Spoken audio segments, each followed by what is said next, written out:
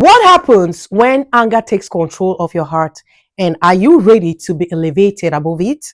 Hello, everyone. Thank you for being here. I'm grateful you took a moment to listen. Today, I want to speak about anger, its consequences, and the way God restores peace. My name is Wendy, and this is a space for truth, healing, and elevation. Anger is a powerful emotion.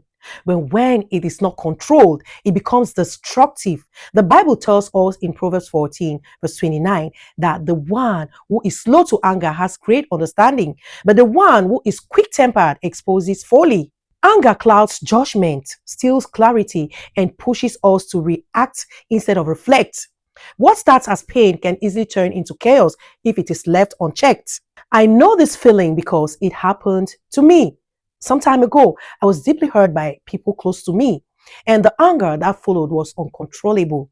Imagine a lion roaring in front of you, ready to bite.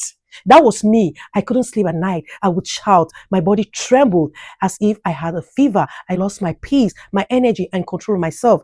That level of anger is dangerous and can take you places you never intended to go. I chose to elevate myself, and I thank God for His grace that pulled me out of that direction. I was surrounded by strong, committed Christians who helped me, prayed with me, and guided me through scripture, through prayer, forgiveness, and manifestation aligned with God's words. My path was redirected. I thank God for showing me the way to forgiveness that leads to elevation. And that is what we are talking about here every day on this space. The Bible warns us in Ephesians 4, verse 26 to 27. In your anger, do not sin. Do not let the sun go down while you are still angry, and do not give the devil a foothold. I realized anger was opening doors I did not want to open. The moment I chose the way of the Lord, everything began to change. I forgave. I surrendered. The pain and peace returned. Isaiah 26, verse 3 says, God keeps in perfect peace those whose minds are stayed on Him. And I lived that truth. Today, by the grace of God, I am elevated, and I choose to manifest peace instead of rage, healing instead of bitterness, and self-control instead of destruction. What you nurture in your spirit is what you manifest in your life.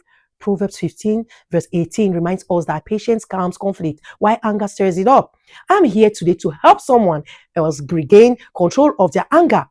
Choose forgiveness and rise into elevation. Let's pray. Father God, we come before you with open hearts. You see the anger we carry and the wounds beneath it. Heal what hurt us, calm what troubles us, and restore what was lost.